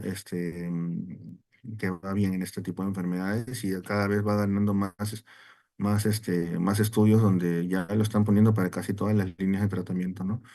Y es menos tóxico que dar quimioterapia en sí, ¿no? Pero tenemos muchas opciones, ¿ya? ¿Y qué hacemos? Luego tenemos que evaluar, una vez que leí el tratamiento, luego tengo que evaluar, ¿ha respondido o no ha respondido? Y de acuerdo a si los ganglios han disminuido o han desaparecido, voy a medir mi respuesta de acuerdo a si el vaso, el hígado ha disminuido o desaparecido, no desaparecido, ¿no? Sino normalizado. Va a valer qué tan buena ha sido mi respuesta, y también los síntomas y también los conteos de las series leucocitarias, ¿no? Si las plaquetas ya se están normalizando, si la hemoglobina ya se está normalizando, ya puedo decir que ya está en una remisión completa y lo voy a observar solamente. Sí no se le indica que el tratamiento es de por vida. Si se logra una buena respuesta al tratamiento, una respuesta completa, una remisión completa, no hay necesidad de seguir dándole tratamiento, pero sí haciéndole un seguimiento, ¿no? Y si recae más adelante, bueno, ofrecerle nuevamente el tratamiento. Y cuando no responde, pues tenemos de que cambiar las líneas terapéuticas, que cada vez hay más, hay bastantes, la verdad. Este, mm, Muy bien, entonces, ¿en quiénes hago watch and wait? En estos estadios, los primeros estadios. A, B o era ser 1, 2, ¿no? Solo miro, no hago nada. ¿Qué hago? Controles cada 3 meses por un año y luego controles cada 6 meses por un año.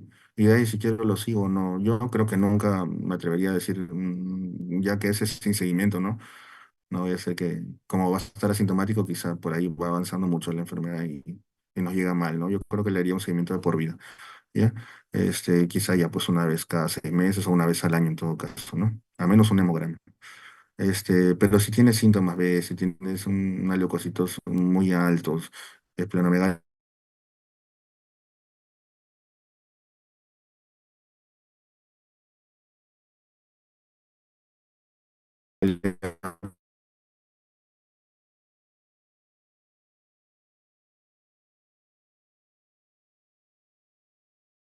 puedes considerar ya darle tratamiento. Doctor, disculpe, ¿podría volver a repetir? No se le escuchó. Chicos, sí, sí, no, chicos, no se cortó, sino que me silenció un ratito. ¿Se me escucha bien? Ya estoy en casi la última diapo prácticamente. ¿Se me escucha bien ahorita? Sí, sí. Ya, perfecto. Lo que le decían es que estos estadios primarios de estadios A, B o 1, 2, según Ray y Binet, solamente se les hace controles, no se les da tratamiento. Ya, como les dije, el primer año quizá cada 3 meses y cada 6 meses por un año. Y después ya depende si lo vas a continuar siguiendo o no. Yo creo que lo más prudente sería igual haciéndole controles, aunque sea una vez al año, ¿no? Pero si presenta alguno de estos síntomas que están aquí, yo puedo decidir darle tratamiento. Así sea estadio A2, ¿no? Si presenta síntomas, acordémonos que al final la idea del tratamiento es mejorar la calidad de vida, ¿no? Entonces, si hay algo que sí está afectando su calidad de vida, pues podemos considerar ya darle tratamiento para que se sienta mejor.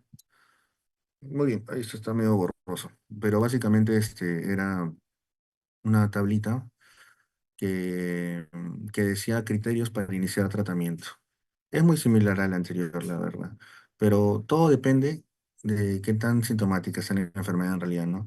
Si tiene muchos ganglios, claro que le va a molestar, ¿no? Si tiene un vaso grande, claro que le va a molestar, ¿no? Y si tiene una hiperleucocitosis extrema, probablemente también su sangre va a estar pues, alterada, ¿no? Y puede ya estar empezando a ser anemia, trombocitopenia, ¿no? Entonces, básicamente depende de eso, de los síntomas, ¿no? Para ya iniciar mi tratamiento, cuando están en esos estadios iniciales. Esto es lo que les decía, ¿no? Los pacientes go-go son las que no tienen comorbilidades en realidad, ¿no? Entonces podríamos darle quimioterapia todo lo que queramos, obviamente valorando el riesgo-beneficio, ¿no? Pero ya cuando tenemos unos pacientes con gravemente discapacitados, con comorbilidades, muy, muy complicado, más vamos a decirlo de manera un poquito grosera, quizá, más rápido nos lo vamos a llevar nosotros al paciente, al más allá con el tratamiento. Entonces lo mejor es, como les dije, finalmente mejorar su calidad de vida. Entonces darle lo más suave, los corticoides, los linfocitos son muy sensibles a corticoides, darle corticoides, darle medicamentos para el dolor, ir adaptándonos un manejo paliativo para que no le pase tan mal, ¿no? Hasta que ya la enfermedad no se pueda, ya sea incontrolable, ¿no? Y los que están en este intermedio, ya se puede dar tratamiento intermedio y con un enfoque de llevarlo a la remisión, eso sí, ¿no? Ya en los pacientes que son no-go, como dice acá, o unfit, que también les llaman, sí nos vamos a centrar no en disminuir la enfermedad en sí, sino en disminuir la mayor cantidad de síntomas posibles o que no sufra tanto, ¿no? Ahí puede entrar hasta medicamentos para el dolor, opioides, terapia psicológica, etcétera, un montón de cosas. Sí, o sea, acá en estos pacientes no le voy a decir, no señor, cuídese, use mascarilla, no vaya al lugar, no salga de su casa, solamente vaya al baño. O no, no hay forma, ¿no? Ya mi conducta va a ser totalmente distinta. Ya, estos son esquemas de quimioterapia combinada o terapia biológica. No tienen que aprendérselo, simplemente que sepan de que, por ejemplo, FCR es esto, ¿no? fludarabina lo que inhibe es el ciclo celular y destruye células buenas como malas. La ciclofosfamida igual. Y por eso se usa en también las enfermedades reumatológicas, porque inmunosuprimimos con este tipo de quimioterapia, ¿no? Y el rituximab ya saben que va directamente contra el CD20, ¿no? Entonces me destruye gran población de linfocitos dentro de los que están clonados también, ¿no? Y los demás medicamentos que son más modernos y que no vale la pena, creo, ir a hablar de cada uno. Lo que sí sé, que sepan que hay bastantes alternativas para los pacientes actualmente y que bueno, gracias a estos estudios, grupos de ensayos, como los pacientes que ya no tienen más chance más que recibir tratamiento paliativo, pueden optar por entrar en ensayos clínicos. Y ahí es donde se pueden probar estos medicamentos, ¿no? O sea, ya no tienes chance, entonces a ver, entra a este estudio de este nuevo medicamento, a ver, quizá te va muy bien. Y ahí se va generando la experiencia, ¿no? Algunos medicamentos nunca salen al mercado y otros sí se tiene una muy buena experiencia, ¿no? Hay que ver el tema de las toxicidades. Obviamente, si es una quimioterapia, es más tóxico y si es un tratamiento biológico, moderno, quizá es menos tóxico. Eso también se valora, ¿no? Eh, Esto es solamente para que vean eso, cómo se va identificando los esquemas entre el más tóxico, el menos tóxico, y con eso tomamos decisiones para darle lo mejor al paciente. Y esto para que, bueno, sepan de que no es que se le haya ocurrido a alguien ponerle estos nombres tan feos, ¿no? Obinutuzumab, o Fatumuzumab, Ibrutumumab. En realidad tiene una razón de ser, y acá lo he puesto igual, como un tema para que sepan por qué, ¿no? Todos son anticuerpos monoclonales, ¿ya? De eso se podríamos conversar en otro momento, que es un anticuerpo monoclonal, o si no, investiguenlo, es muy interesante cómo lo fabrican. Y estas son nuevas terapias que están actualmente, ya no son tan nuevas en realidad. Sobre todo ese de abajo venetoclax se comercializa bastante en el país y se está usando mucho en pacientes que no se les puede dar quimioterapia porque son muy ancianos. Toleran muy bien este tratamiento bioral y se les mejora toda la progresión de la enfermedad, ¿no? Y así que eso básicamente quería comentarles del LLC, que en algunos no se trata. Es bastante heterogénea la presentación de acuerdo a todos los factores pronósticos que les he mencionado. Y a los que requieren tratamiento, usualmente lo que vamos a hacer es eliminar los linfocitos, ¿no? Clonados. Tenemos tratamiento dirigido, como los que va directo a antígenos, y también quimioterapias que van un poco inespecíficas, ¿no? A destruir todo, pero que son efectivas. Entonces, finalmente, eso le damos usualmente a los pacientes más jóvenes y más fuertes, que queremos sí o sí lograr una remisión de la enfermedad, sabemos que va a tolerar el tratamiento, ¿no? Pero si no, tenemos que dar tratamientos menos agresivos. Entonces, creo que eso es todo. Ay, no, no era todo.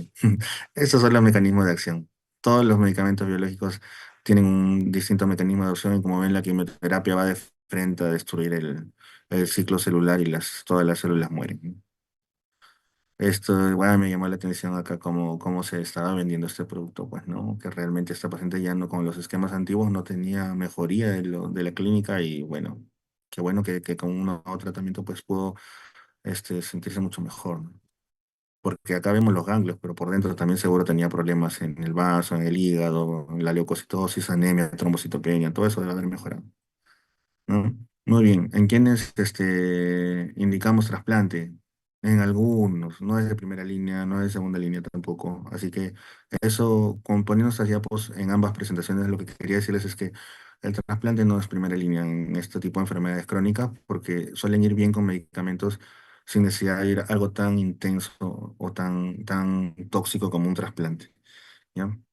Muy bien, pero sí se puede considerar en algunas. Por ejemplo, si no tengo ninguno de estos medicamentos modernos a mi disposición, pero sí hay en línea, por ejemplo, trasplante o en el Revalid, bueno, se lo ofrezco, ¿no?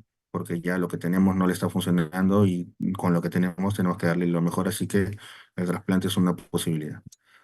Así que eso es todo de mi parte. No sé si tienen alguna duda, pregunta o, bueno, si no me la hacen llegar cuando gusten.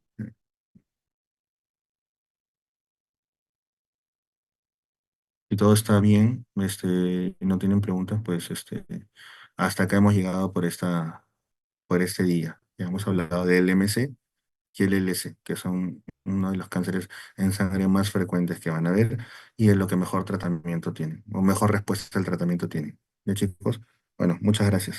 Que tengan un bonito sábado.